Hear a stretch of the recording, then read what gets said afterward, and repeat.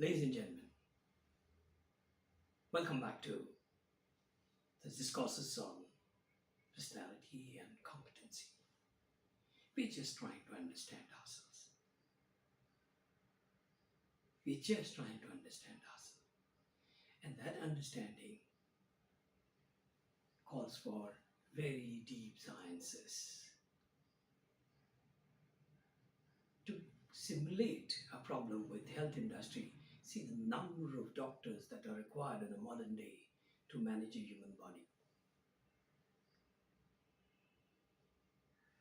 By virtue of that, they manage the quality of life that we live, the quality of experiences that we get. There are doctors of all kinds. There are doctors who talk about the physic part of the body, and there are doctors who talk about the metaphysic part of our body.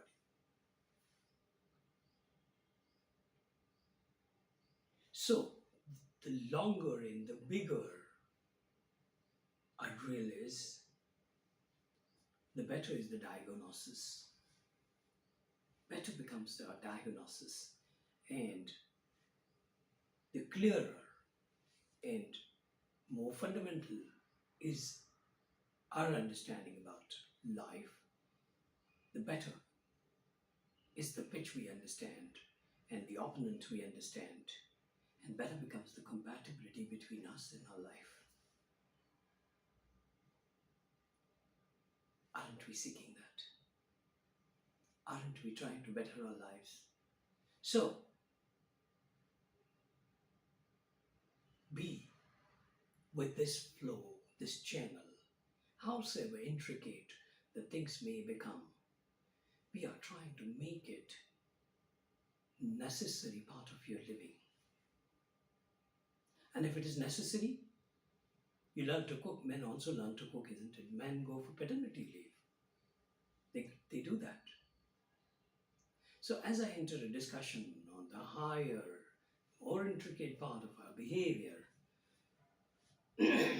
I introduce to you some of the nature's very basic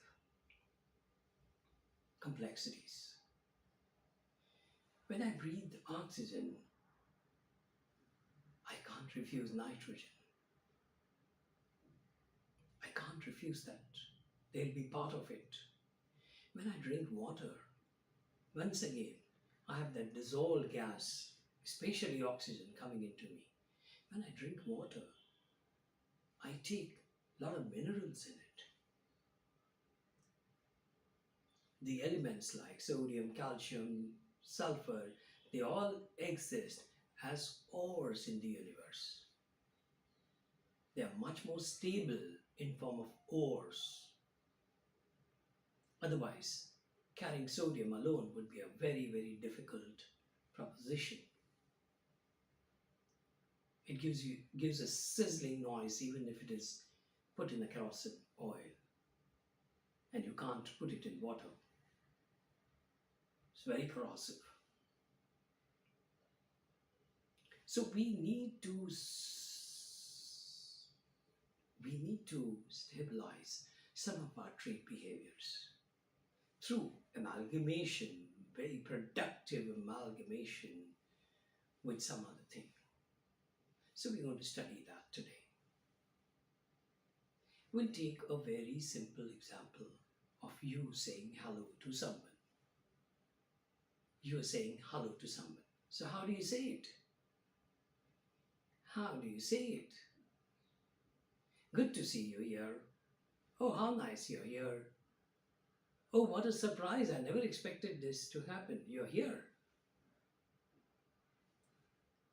These are the ways, depending on your linguistic skills and your dramatic skills or your openness to people, this is how you will say it. Voice modulation apart.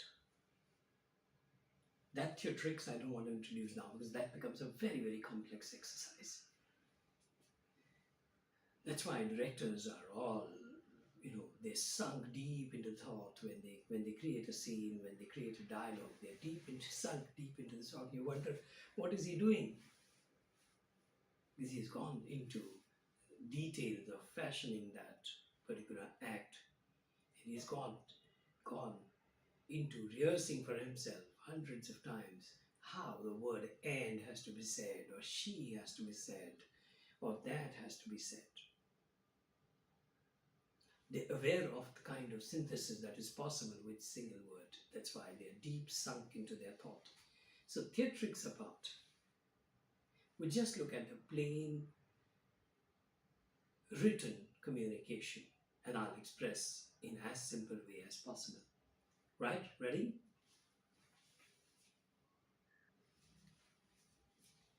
So option number one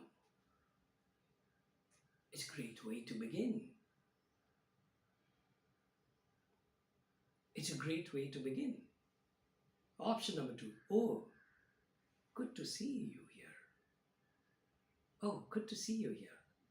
Oh, how nice you are here. How nice you're here.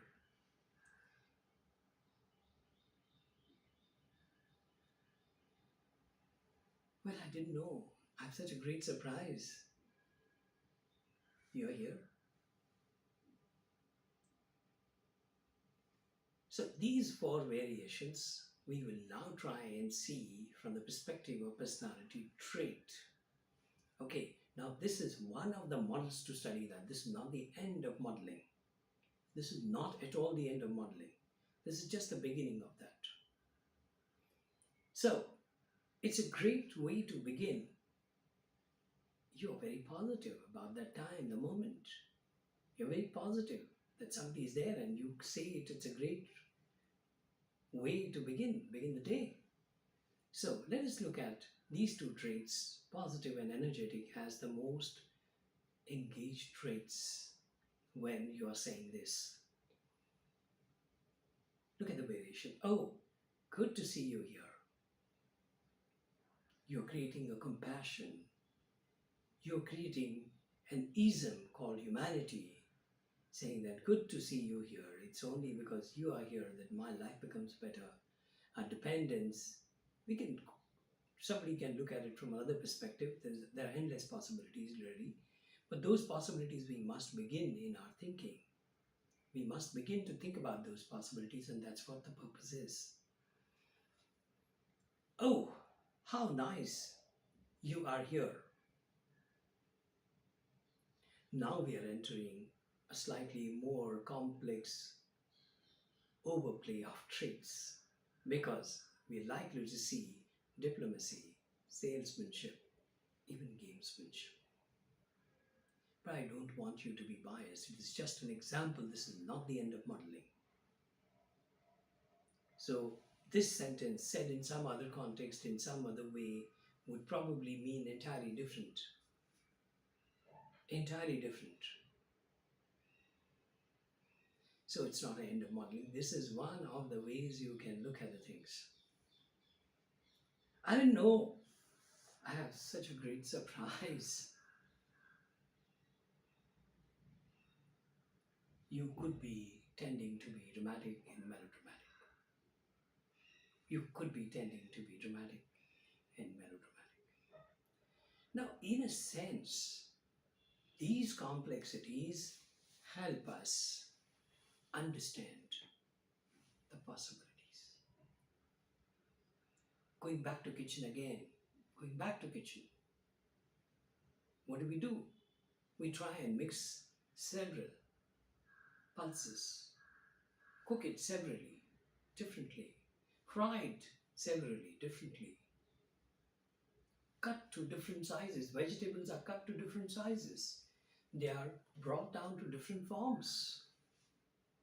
There are people who are trying to use the boiled potatoes for a thick curry. There are people who do that.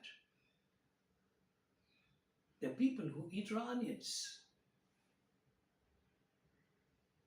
So if you look at chemistry that is happening, the culinary chemistry that is happening all the time in kitchen, you will probably become aware of the possibilities. How different traits and unions and bondings and associations and amalgamations and the electrovalent and the covalent bonding could create different possibilities. It's not the end of the model, it's beginning. You have to begin to think now, how do you create a certain recipe in every given situation? Is it too much of a task? Is it too much of a task? Well, there are times when you find it difficult to make a round arm action and release the ball at a particular time. And then come the time, even if you're delivering, if you're carrying a tray of tea to be served to your guest, you probably move your arm in such a way that the tea will over, falls over. It's impossible for you to hold that moment, that intrinsic tendency to move your hand in the way that the bowler is bowling and delivering a ball at his choice of height.